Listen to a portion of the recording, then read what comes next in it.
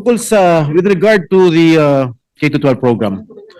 First question, was it a success or a failure? Ano? Senior high school program.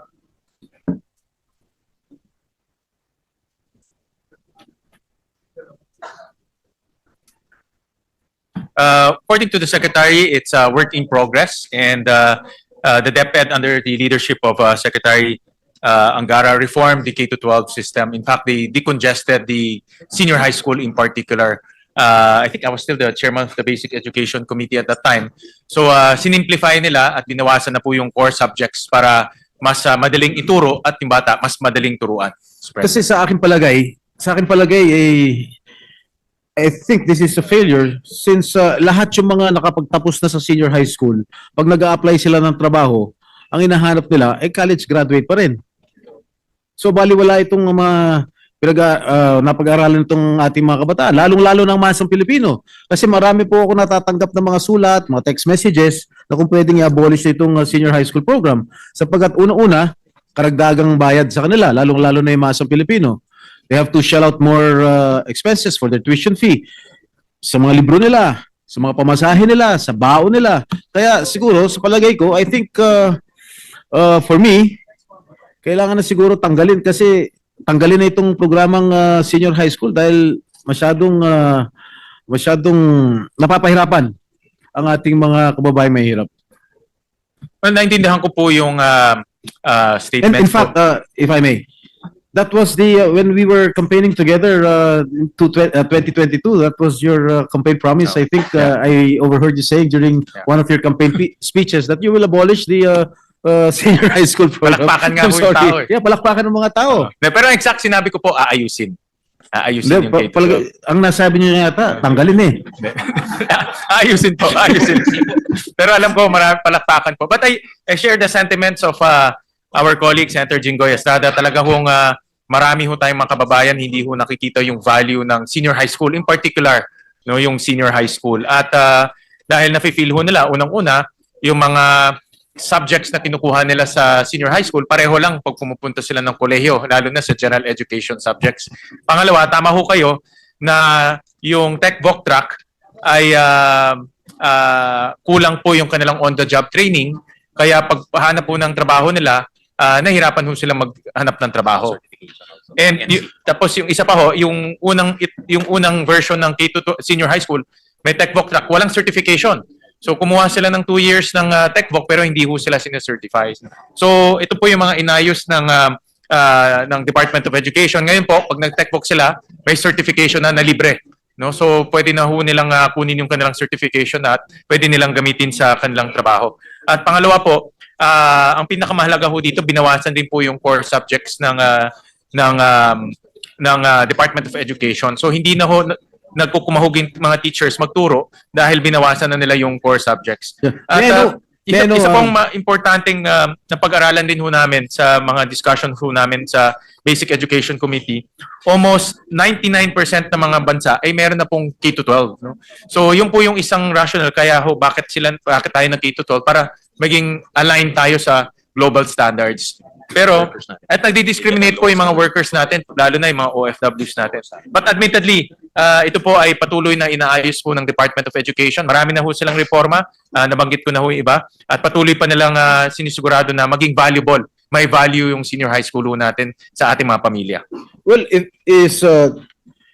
this is still in pilot testing, tama po ba?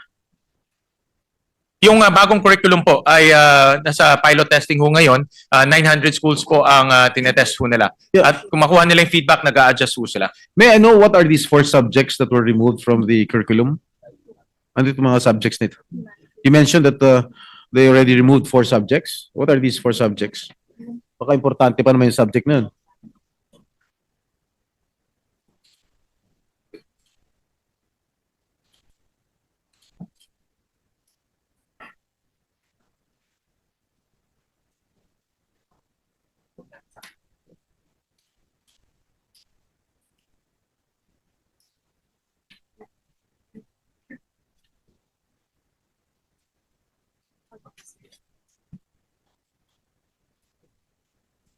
So before po, ang bata, kailangan ho kumuha ng 15 core subjects.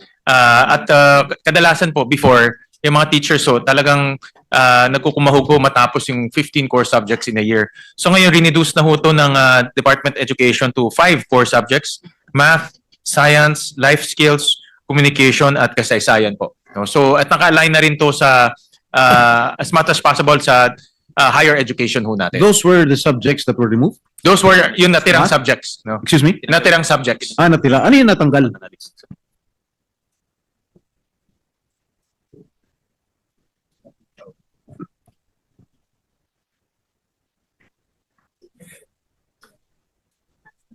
So yung mga natanggal po, for example po, in 21st century literature, physical education, personal development. So hindi naman to actually tinanggal na strictly tinanggal ho. Hindi ba kasi ho may mga overlapping na competencies kaya minerge lang ho nila with these 5 subjects. Okay, yung mga sinasabi ninyong pagbabago na ginagawa sa senior high school program, sinasabi niyo parang pilot testing lang to, no? And by next year, meron ba tayong makikitang pagbabago? At ano yung mga pagbabago na in-expect natin by next year?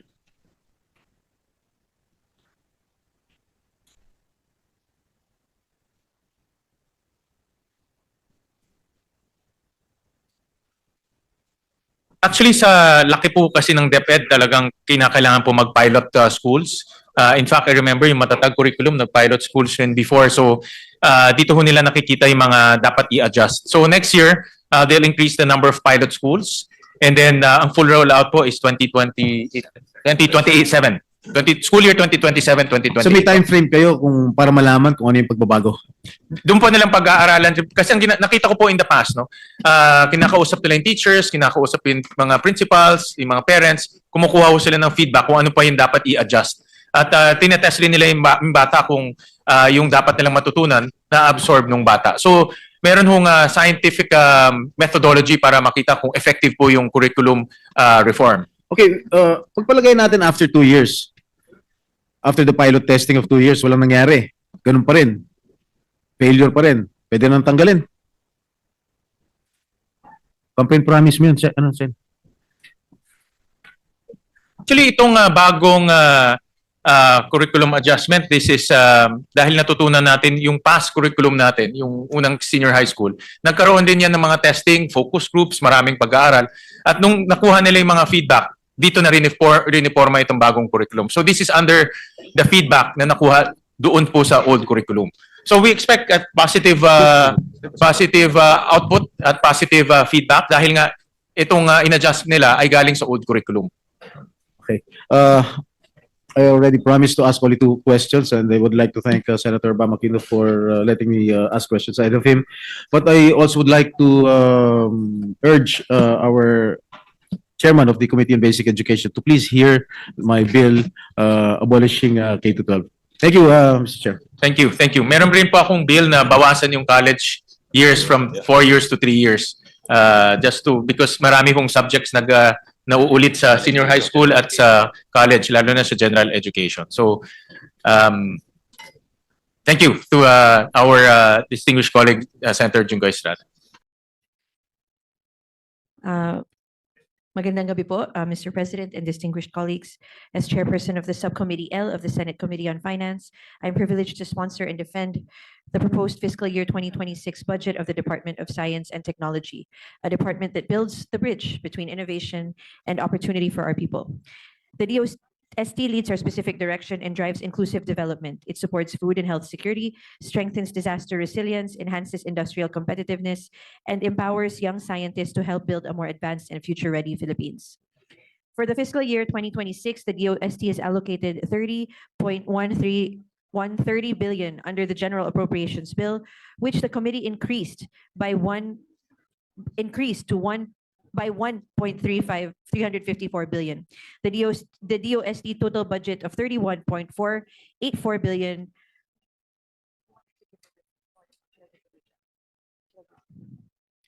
The DOST total budget of 31.484 billion under the committee report is broken down as follows. Office of the Secretary, 7,923,000,000. 129,000. Advanced Science and Technology Institute, or ASTI, 400,849,000. Food and Nutrition Research Institute, or FNRI, 1,127,241,000. Forest Products Research and Development Institute, or FPRDI, 286,634,000. Industrial Technology Development Institute, or ITDI, 585,922,000. Metals Industry Research and Development Center, or MIRDC, is 303,255,000. National Academy of Science and Technology, NAST, 171,242,000. National Research Council of the Philippines, NRCP, 255,523,000. PAG-ASA, or the Philippine Atmospheric, Geophysical and Astronomical Services Administration, 2,823,780,000. Philippine Council for Agriculture, Aquatic and Natural Resources Research and Development, or PICARD, 1,685,546,000. Philippine Council for Research and Development, 905,406,000. Philippine Council for Industry, Energy and Emerging Technology Research and Development, 1,126,506,000. PhilVox, or the Philippine Institute of Volcanology and Seismology, 1,057,033,000. Philippine Nuclear Research Institute, 887,981,000. Philippine Science High School System, 3,468,29,000. And Philippine Textile Research Institute, 413,500,000. Science Education Institute, SEI, 7,599,698,000. Science and Technology Information Institute, STII, 174,636,000. Technology Application and Promotion Institute, or TAPI, 273,008,000. With this, Mr. President, we respectfully seek the support of this chamber for the approval of the fiscal year 2026 budget of the Department of Science and Technology, amounting to 31,483,918,000. Maraming salamat po. Thank you. Majority Leader. Thank you, Mr. President. Mr. President, I move that we recognize our distinguished minority floor leader for some questions. The Minority Leader, Senator Alan Cayetano, is recognized. Thank you, Mr. President. Mr. President, may I ask the sponsor, Yes. Senator Camille, if I may ask, I think just two questions. Of course, but before we begin, I just want to correct myself. The budget of PAG-ASA, or the Philippine Atmospheric, Geophysical and Astronomical Services Administration, is actually 2.839 billion. I said something different earlier. Thank you. You may proceed. First, I'd like to greet my neighbors because between it's Camp Bagong Diwa that separates my house and house namin ni Lani and the DOST. And I'd like to thank the Secretary. It was really a very productive last 3 years, and we passed so many landmark laws. And I'd like to congratulate the people sitting behind you, from the directors to your resident TED Talk, si Yusek Ted na, and may kinakapatid, ewan ko kung nandyan, na walang tigil ang paglalabi sa akin. Akala ko, wife ko lang ang may karapatan na kulitin ako, pero yung dalawa. So, congratulations, Secretary. Now it's in your hands to implement, no? First is a very basic question. I think I asked you or asked Sec Ted nun, you Sec Ted. Yung announcement kasi ng PAG-ASA ngayon is still 11 o'clock and 5 a.m., right? Tama, di ba? Every 3 hours po. if Yeah, but there's yung time. may main pa rin kayo which is 11 and 5 eh. Yes. Okay, so sorry sir, kasi kayo lang ata ang hindi ko naupuan. Wala tayong bill nung last. But ang problema kasi sa 11 at saka 5 a.m., yung 11, may mga nagka-cancel na ng klase sa 11, pero pag biglang gumanda na dun sa 5 o'clock, nababash sila na ba't ka nag-cancel ka agad kasi nga, napakarami ng cancellation ng class. Yung 5 a.m. naman, too late din, kasi nga gising na lahat nun. At ang problema ko, katabi ko matulog ang mayor namin. So pag siya nababash, nagigising din ako. And because our city administrator and our mayor, talagang tinitingnan nila yung oras kasi in Metro Manila especially, 2 shifts na yung mga school eh. Is there a possibility, is there a science why it's 11 and 5 or can you make it earlier? Can you make it 3 o'clock or 4 o'clock? Kung may science, I won't argue kasi but I think it's really more of nakasanayan yung oras na yun eh. Hindi totoo, Sec, na pag may bagyo, I think they update as much as Yes. possible. But in general, it's not like that. Yes. In general, ako kasi madaling araw ako matulog. So pag nag-announce kayo ng 10:11, nakalagay see update at 5. Unless nandiyan na yung bagyo na nagbibigay kayo ng early. The 11 p.m. and 5 a.m. is dependent on the availability of data from the satellites and other Yes, data but as well. so let me ask you this. Is the availability sa satellite much different at 4 a.m. and 5 a.m.?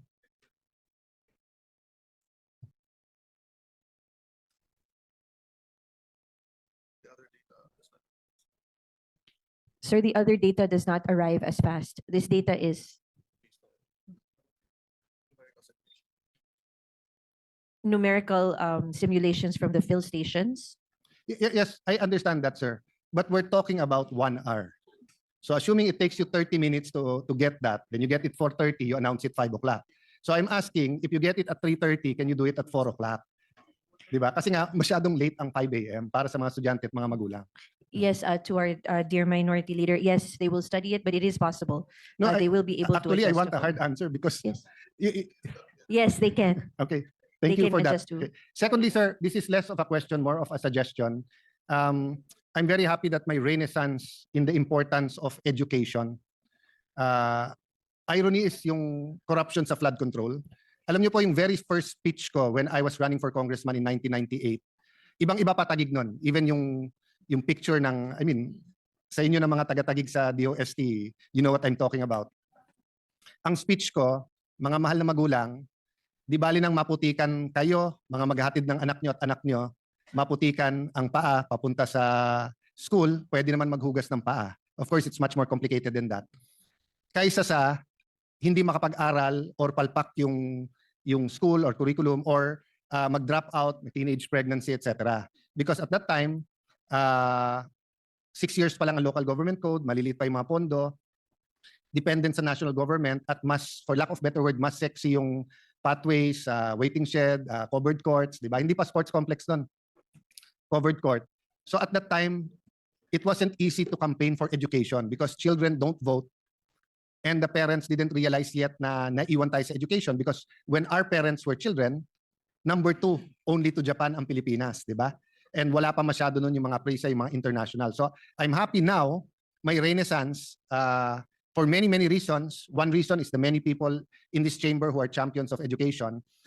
During the debate on the K-12, dalawa lang kaming senador na nag-object, si Senator Trillanes and myself, because we really felt na hindi masusustain and we credited President Aquino for almost nahabol yung shortage ng classroom. Pero nung dinagdagan ng K, kindergarten, nagkulang, dinagdagan ng 12, ng 2, lalong nagkulang, it was okay until the pandemic, then nag-unravel na. So in many highly urbanized places, 2 or 3 shifts na, hindi na whole day yung pasok.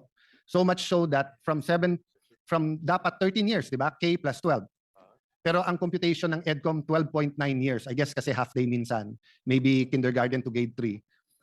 Long story short, ang average natin ngayon is only 7.5 years. So despite K-12. The reason I mentioned this, I want to honor Philippine Science. When we compared the Philippine Science High School and K-12 curriculum, when we were still thinking of K-12, alam mo, ang lamang lang ng ang difference lang sa curriculum was the free time sa Philippine Science. Meaning at the time na wala tayong K-12, at par na sa K-12 yung Philippine Science. Okay, so matagal na yon, nag-adjust na lahat, more than 10 years na. Still, one of the best, kung hindi the best sa high schools yung Philippine Science. We all assume that one of the reasons, it's a few reasons why it's the best. One, very competitive para makapasok. 2, may allowance yung mga bata. 3, you get the best professors, teachers, faculty, administrators. And 4, you spend much more per capita per student than DepEd. So the thing I'd like to ask the chairperson, if she can find a little bit of money, maybe we can have a scientific study. Let's not only assume, di ba, na kaya mas maganda ang takbo ng K-12 sa ordinary DepEd schools ay dahil sa 4 or more of factors that I mentioned. Baka we can have a comprehensive study and really, baka nga 3 di ba? So for example, by the way, Secretary, wala pa tayong Philippine Science sa Taguig, nandun kayo, no? But we do have the Cayetano Science and Technology School. That was my dad's last project kaya we named it after him. We have the Taguig Science, then we have the Makati Science na nasa Taguig na, no? So but it would be good to compare the Philippine Science with any city or university na may science high school sila and an ordinary high school, and really do it scientifically, no?